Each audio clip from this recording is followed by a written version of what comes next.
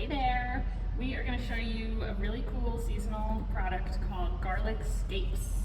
These are part of the garlic plant. When you grow hardneck garlic, it produces this shoot out of the middle of the plant called a garlic scape, and it has a really yummy, mild garlic flavor, and it is a great product to use to make pestos and sauces and hummus. So we're going to show you a real quick and easy garlic scape pesto you can make. So once you have your garlic scapes, you can give them a quick rinse, and you'll snap the ends off because they can be kind of woody. So snap the ends off. It'll kind of snap naturally. It's kind of like asparagus. You can sometimes feel where the woody part is, and then you can snap that off. These scapes have some browning tips on them. The tips are getting a little brown, so we can just go ahead and pluck those parts off. Now you've got your scapes with all the brown parts removed and all the woody parts removed, and we can chop some up, and we're going to use a food processor to blend the pesto. The food processor will blend it up nicely, but you can rough chop your scapes. Be careful. And I'm just going to eyeball it. Everybody has a different ratio that we like. I like a lot of scapes.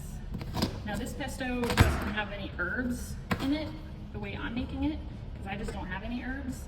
But I would recommend adding some fresh herbs like basil or cilantro or parsley. You can really play around with any herbs you want. And you'll see the scapes have this little flowering head on them.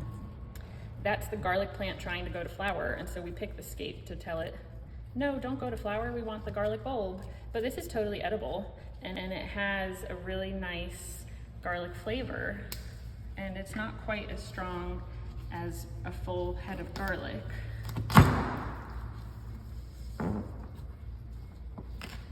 So now we've got all our scapes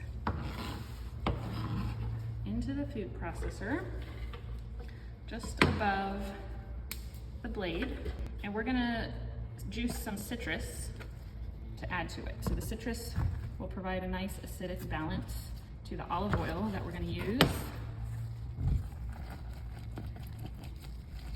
I like to use a mix of lemon and lime.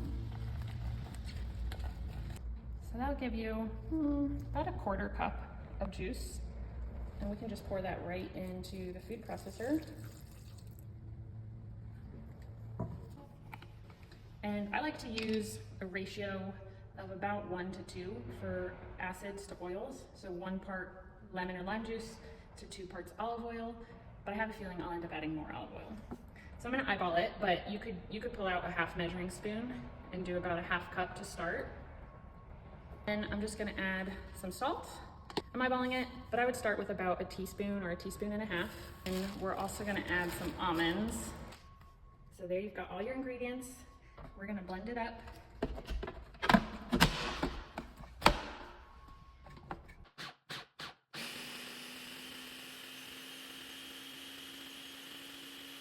I'm gonna give it a little stir and add in some Parmesan cheese. Oh my gosh, it's so garlicky. So you can see it's a quite thick pesto. You could use it this thick as maybe like a topping on some steak or some sweet potatoes or veggies or tacos.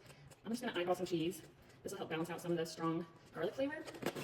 And I can already tell I want some more olive oil to make it a little bit looser. So we're gonna add some more olive oil, probably about another half cup or a quarter cup, and then we'll blend it up some more.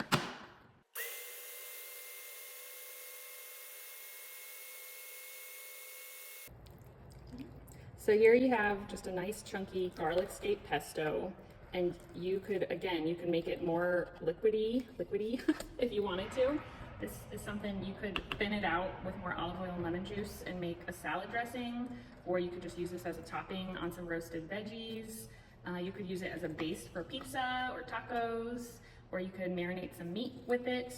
It's just a really yummy, flavorful way to use the garlic scapes and get some of that mild garlic flavor. And look at that beautiful color.